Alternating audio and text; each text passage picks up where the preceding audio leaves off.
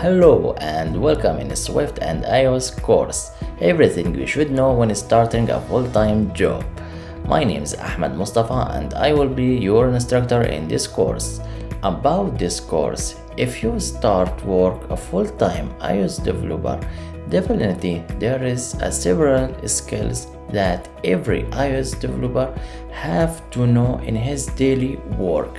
So in this course you will learn all these essential skills that you will deliver your skills to the next level.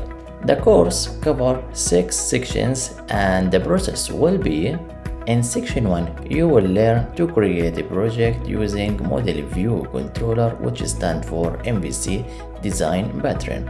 You will learn Xcode and interface builder, and you will learn how to create table view and custom table view cell. In section 2 you will learn about Git and GitHub.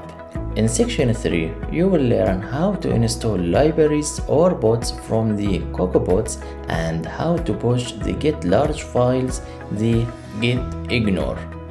In section 4 you will learn how to work with web API, how to handle JSON so the app will take information from the internet, again in the best modern way.